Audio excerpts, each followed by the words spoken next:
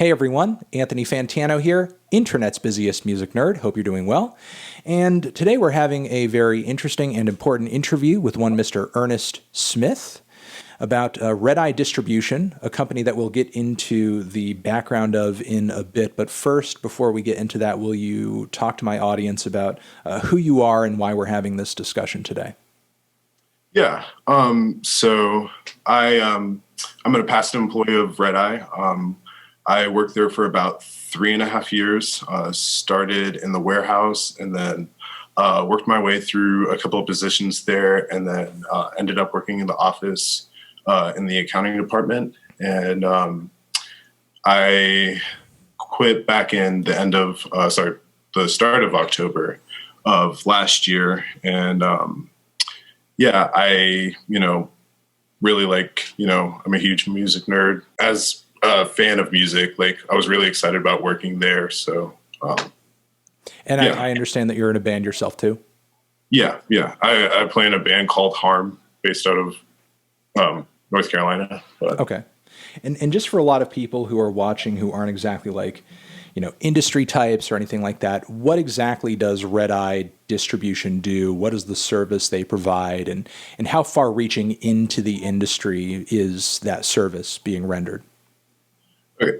So Redeye is essentially a independent music distribution company. So for a lot of independent labels, Redeye will handle and deal with a lot of their vinyl, CDs, releases, even digital releases for a lot of independent labels like Sargent House, Warp Records, Don Giovanni. It's quite a lot. Yeah, the list is very huge. I mean, there are a lot of... It's quite a bit. I mean, I'll say personally that not a month goes by. I mean, just looking at the list, I mean, there's John Zorn's label on here, Domino Records, Saddle Creek, Secret City, Fake Four, even Mark Kozolek's label, as you just said, some of the ones that you mentioned, Drag City too. I mean, and there's many more, but there's not really a month that goes by where I'm not reviewing multiple records that are being distributed through Redeye. So again, pretty far reaching. Yeah, as far as just the amount of music that's in that place, it's really incredible. My music taste immediately changed when I started working there, just absorbing so much, which was honestly a really cool aspect of the job, and just broadened my musical tastes a lot. And so, yeah. So to somebody who is a music nerd, the prospect of working there can be pretty exciting. Yeah.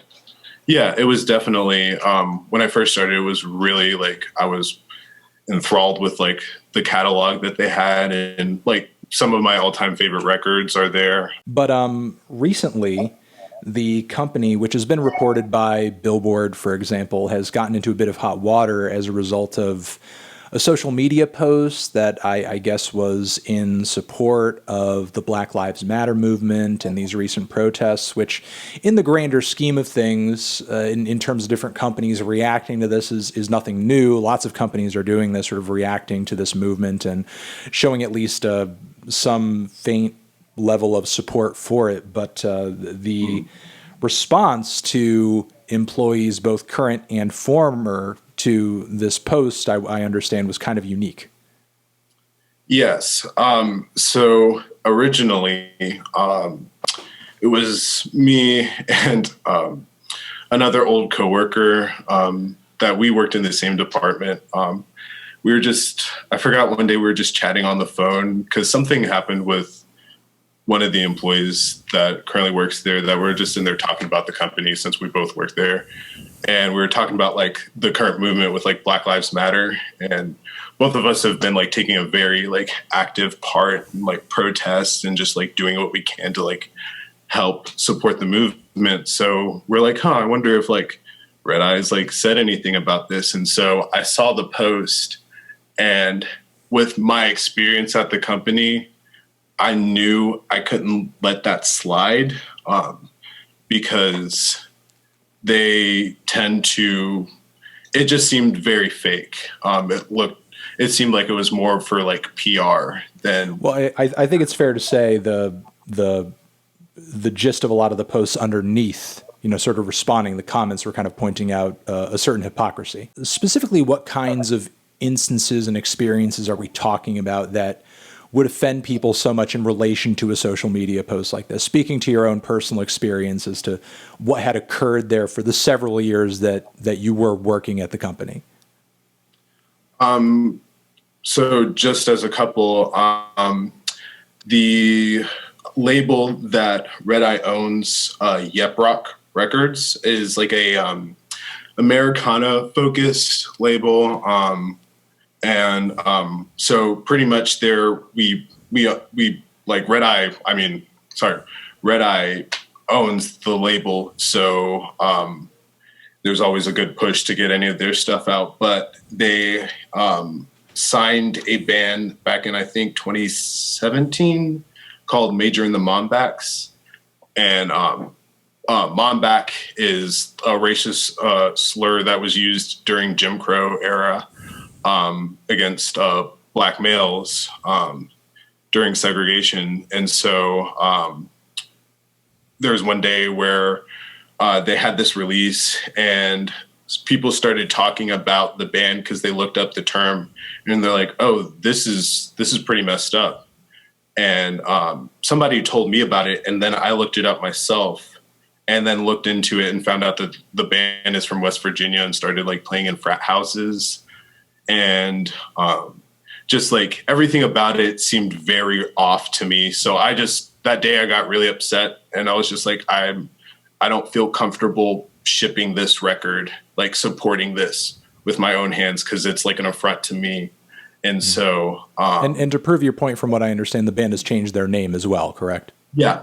I can't remember what it was. I mean, the name has changed at this point, but I mean, in relation to the controversy, I imagine. But it ended up, I ended up leaving like halfway through the day because I was just so upset. I told my manager, I'm too upset to work right now. And she was just like, totally understand. Let me know if you need anything. And then other employees found out that I left and were really upset, wanted to stage a walkout and protest against this, which then ended up with an entire company-wide meeting in the warehouse where they were just, I guess, trying to town hall it to try and figure out what to do. And there was a point where the general manager of Yep Rock, in defending the band, dropped the N-bomb in reference to an artist on Brain Feeder, which is one Redeye has. It's a label Redeye has, which is owned by Flylo. He literally dropped the N-bomb in front of everyone saying, well, we can have this artist, but like, why can't we have this artist? Not understanding that like it was that artist and the label is like primarily black versus a white label that does Americana music using a racist slur in their name. Just the whole meeting didn't turn out the way they wanted it to. And so they basically forced the band to change their name or drop them, which they did. And then currently they actually have a band called Apache, which is another racist slur, which when everyone was speaking up about this, we were saying that they should address the issues with that band and with Yep Rock. And it doesn't seem like they have. And so... So basically two separate incidents over two different groups with two different names, which both kind of, get to the heart of the same issue. It's one thing if it's like you learn your lesson the first time sure, with one band, but then if you sign another band and think it's okay, it's just that's kind of like the environment where they knew about Major and the Mombacks before they signed them, and they were like deliberating on signing them. So like, excuse me, it kind of like turned to the point where they're like, okay, if you're debating it, then like you're kind of like taking morals out of the question at that point, because you should just say no. But Well, I Yeah. mean, and outside of these incidents, were there, these larger scale incidents that the wider employee base is, aware of and discussing online and so on and so forth? Was, there any sort of like personal, negative experiences that you felt like in an isolated fashion that you were dealing with as a result of, perceived discrimination or, anything in relation to such things at the company? Yeah. So I originally, I'm not one to necessarily keep quiet if I see things that are messed up happen. So generally at the company, I would be one of the ones that would speak out quite a bit, and to the point where like the COO kind of, it felt like he put a target on my back a lot of times, which I can't like only say it's because of me speaking out. I'm sure it was also racially motivated as well. But like from me, like trying to like at points fight for like everyone's like rights to get paid fairly, or like have working conditions where like the warehouse isn't like 90 degrees and everyone's sweating about to pass out, like just picking records. Um, it felt like that kind of put a target on my back. And he would like end up he would set me up with all these like kind of tasks that seemed just impossible, with impossible deadlines for those tasks. And then when I wouldn't like reach those deadlines in time, I would get written up. And then there'd be points where there's multiple like musicians that work at Redeye. And so some of us like take off time to go tour. And it would seem that like some of us would be able to like take off. Some coworkers would take off times like more than like 2 weeks to go on a tour. And some of the times when I would put in like requests, it would automatically get denied and like just shut down immediately. Even though I would have like plans in place for when I was gone, be like, this is what would happen. But it just kind of seemed like a little too coincidental. You're speaking about, these experiences that you're suffering personally and these wider issues that would make, a pro Black Lives Matter post to an employee seem kind of ridiculous or hypocritical. But the issues that you were just kind of alluding to at Red Eye with kind of the conditions and everything and the pay, like how much deeper do the problems of working there run, outside of sort of like these more social justice based issues? Like what else are we talking about? I mean, it's just like the environment in general. One, the leadership is generally like white, mostly male for sure. They have a couple of people, women that are in like managers and heads of department, but still everyone is white. They had a Black female accounting manager, but as far as I've heard, she left months ago. And she started as I was leaving. And so she was like the first person of color that they hired into like a management position like that. And then she ended up leaving. And so you just had this mentality of if you weren't like licking boots with the right people, you couldn't get like better positions in the company. It would be a lot harder compared to other people. From what I understand, there have been some people let go over a lot of this. And as someone who has worked there and experienced what you experienced, does that mean anything to you? And, is that sort of like a hopeful sign? Yeah. So just a little backstory on that. So what happened essentially was the labels found out about everything, and then they started contacting a couple of coworkers there, and then me and a couple of other people getting information. And so they demanded, they asked us what they think would be best for the company. So then we said you should definitely try and demand that these people get fired because they're the people that have caused the most chaos. So this change that you're talking about only came as a result of you complaining, communicating to the labels, and then the labels getting on the back of Redeye. Yeah. No, it wasn't like direct management to like people. It was Joe from Don Giovanni and Scott from International Anthem were pretty much leading that, where they were contacting labels. They were reaching out, just trying to get as much information, because they're like, this is excuse my language, but this is really fucked up. And they just wanted to make it right. And they knew, as labels, as the clients of Redeye, they have the power among the other clients. They have the power to demand these things of Redeye and hold them accountable, which is, again, yeah, that's why all of this has happened, is because the labels decided to stand up and say, you guys need to treat your employees right, because we had no idea any of this was going on any of the times they've been through to Hillsborough, because Redeye's really good about like trying to put a nice face on everything while people are through. But yeah, that was the only reason change really happened. If not just getting rid of these individuals, like, what other issues in terms of pay or workplace practices are we talking about here? So essentially, like pay was such a huge thing.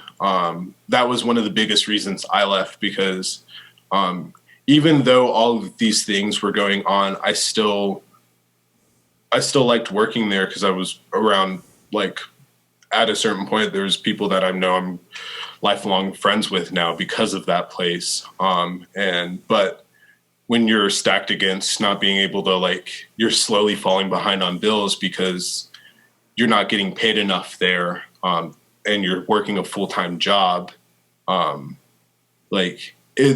those things just end up not like working out, because there'd be times where I've had it where my coworker was like trying to figure out ways to get a raise, and our manager in the same department suggested that he gets a part-time pizza delivering job on the weekends, even though he was an accounting rep, like, okay, at Redeye. So it's just like, yeah, not exactly like you're just cleaning the floors there or whatever.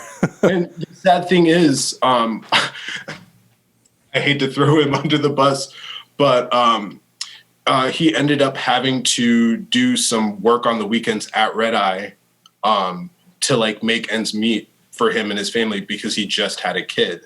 And so like he was just trying to, like, it got to the point where like he's like, I have a kid, this job cannot support me. And jobs that are similar paid like 10 to 15,000 more than what Redeye usually pays. And so he had to leave too. So like it's pay, healthcare is definitely not really great there. I couldn't get on it because I couldn't afford it while working there, and still be able to pay rent and everything. And so it's just like this kind of like struggle mentality, unless you're one of the higher ups or you like have a position where they like are paying you a lot, because you're one of their favorites. Like it's, yeah. Have there been any changes there recently in relation to pay though? Yeah. So because of the push that the labels have done, Redeye addressed some of the issues that they had. So I think they started off at $10 an hour was the base pay for like warehouse work, and now they're moving it up to $13.50 an hour starting. And I think as good as that is, that's still, I think in the specific county, they've made it so that they can be on some list for living wage in whatever county. I think it's Orange County in North Carolina. But living wage in the state is $15 an hour. And they're kind of just, I know that they probably are like trying to figure out the budget, but like from people who have been like talking to me about like how frustrating it is, like after all of this, to just be like, okay, like we're like almost there, but they're still trying to cut corners, or at least not be transparent with us and like give us a timeline on like, hey, this is why we can't get you to $15 an hour. But it's a start, but I still don't think it's enough for the people that are currently working there. As we kind of near the end of this, were there any other sort of practices while you were working that sort of struck you as, either disturbing or just like something that just seemed really off to you? Yeah, there was like a couple of, I'd say more like kind of like shady things under like, I guess the previous like managers, where, since I like worked in like receiving and stuff, some of the people who would like have duties of like, well, first to explain, there's a system at Redeye where, since it's a warehouse full of stock, from labels, that labels are renting the space for that stock essentially. If a record doesn't sell or it's considered a dead stock, sometimes instead of the label having Redeye ship it back to them, they just say, hey, let's say this Chelsea Wolf record isn't selling as much and we need space, like, we don't have any use for it. So even though that wouldn't happen, but like, just throw away like 30 copies of this so that we can just have that gone. So the label would direct that, but there have been times where, like the COO would like order some of us to like just get rid of stock and then find out that it was not even letting the labels know. It was just to free up more space so that they can get more stuff in. Definitely, like there's a lot of things where they would cut corners. When they bought the warehouse in Hillsboro, I guess they didn't really get it renovated fully. So like when we moved in, the AC wasn't working and it was in like the summertime. So we'd get in there and there'd be like no AC, and we'd have to do like manual labor. So it would get extremely hot. You'd get dehydrated. There was a point where there was like no running water there. So you would like whatever water you had, that's what you had. And so like There's nowhere to just leave and get a drink or something. So what? There was nowhere to like leave or just go off and get a drink or something. Maybe there was like a mini mart, like if you drove 5 minutes. You have to leave the area and you have to go to a store or something. Yeah. Okay. So there's been times where like we've been literally threatened with our, like there's a gas leak that happened a couple of months after we moved in, and the COO, like the fire department came and evacuated all the people in the office, and this was when I was in the warehouse and we were still working, and it wasn't until the accounting manager walked through and was like looking around, seeing that like the warehouse workers were still picking and shipping orders. He's like, "What are you guys doing?" And the COO said, "Oh, just let them work. It'll be fine." And he's like, "No, you guys need to get out of here." So he like made us all evacuate, and then we all had to like evacuate the area. So it's just like those kind of like practices where it's just, I don't know, like me, like it took a thing that was really fucked up about that is it took him like 3 to 4 weeks to address it to us and apologize.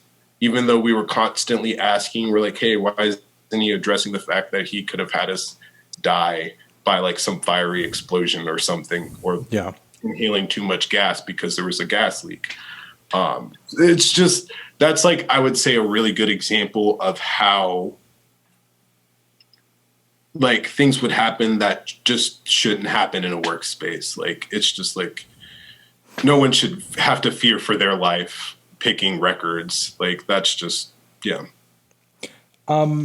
Just as like a final thought here, you used to work at this place.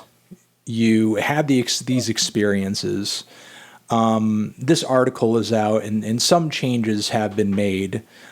What is your motivation and sort of your mindset right now in doing this interview? Why are you trying to get this information out there at this point? And what are you hoping is sort of like the result of talking about this?